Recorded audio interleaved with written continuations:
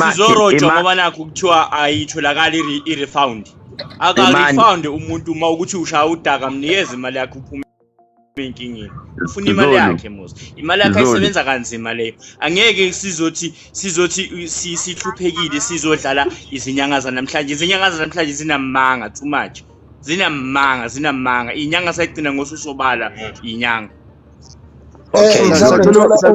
Unyawo khona la indaba mhlambe singenze into elula njengoba mina ngokwelami side the way achaza ngakhona uDr Khehlelezi ngimlalele njengomuntu oyimisele ukubenza ubuntu ikhona ifema ethi ene akabuye ubhuti but njengomuntu yena mhlawumbe unokwesaba or mhlawumbe unayiphi inegative baningi abantu abawodokotela maybe mhlawumbe angamrifela komunye umuntu ongamsiza aqhubeke nomunye umuntu ozomsiza mhlawumbe ngoba phela sibaningi sikhona la even me I can avail myself ekutheni ngimsize without ukuzakhokhela imali.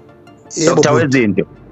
Yes. Umthetho wasebunyangeni uthi umuntu mayengasizakalanga number 1 uyabuya kwesibili athi angisizakalanga abuye kwesithathu bese ngikhipha imali yokuhlola ngithamba ohlola maybe umuntu omfunayo noma ngiyokufika kuDr Wezinto afike uDr Wezinto achitha amathamba asho ukuthi inkingi ibe la maybe athi uDr Wezinto ayi mina ngizofuna u2000 ukumsiza Khehlelezi uthe ufuna 2000 okay ngicela ukukuphelekezela mina ngo-half na ufaka u-half bese usizakala finish ukuhlonipha isigodlo somunye umuntu. Number 2 ngithe kuyena akabuye kimi ngimsize mayisesizakele akabuyele kunina futhi azosho ukuthi sengisizakele finish ilokho nje ngishilo. Manje inkinga wemhlonishwa uthi uyesaba futhi ke ngeke size simkhulumele sithi singambamba ngobhongwane ukuthi aye ubhlungu buziwa inhliziyo yakhe futhi ke ukuthuthumela kukuyena asazi makathi uthi uyasaba yini la isabayo kodwa angazi awuphinde futhi ndaba ezitha ukhetheleza umbuzo simple awungaziba ukhetheleza ubuza ukuthi mangabe umuntu wakinegule waze washona lana sikhuluma ngomuntu ophilayo uyayanyula nge-refund yokuthi i-medical aid ade uyikhokhela ayibuyanga ngoba ethi yena keze bakhulume abonke umsiza kanjani simple. Dlamini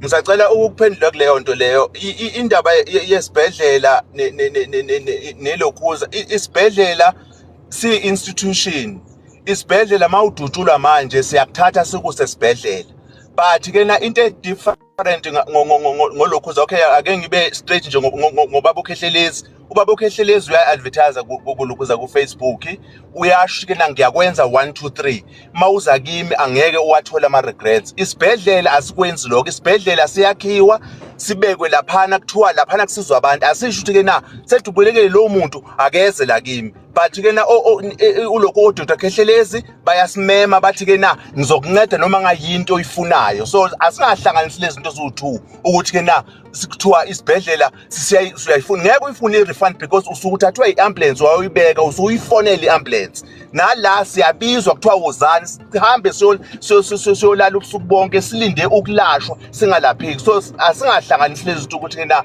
i-refund or no refund inyanga nelokhu inyanga iya-advertise ithi I do 1 2 3 njengoba uDr Khehlelezi asho ukuthi kena uyasenza isigubhu asho ukuthi kena siyimalini angithi usuka asitshela asimema so therefore sifuna ukuthi sincedakaleke but isibhedlela sikwenzi lokho ngisacela sikuhlukanise lokho singalebe sidwela on that way because uhlale ukuthi uDr Khehlelezi mayefuna ukusivala imlomo athi kena uyaya esibhedlela umuntu ongahlakaniphile uzothi isho uqinisile kanti yena uyaya ku Facebook afika simeme athi I can do 1 2 3 so if angakwenzi then angafanisi nesibhedlela sihlele mangiyiwa manje ngemoto isida ngiyala elokhuze nishalo simaxeke or ngebhara angeke ibhara ithi kena abeza abantu ake siyekeni leyo nto bakwethu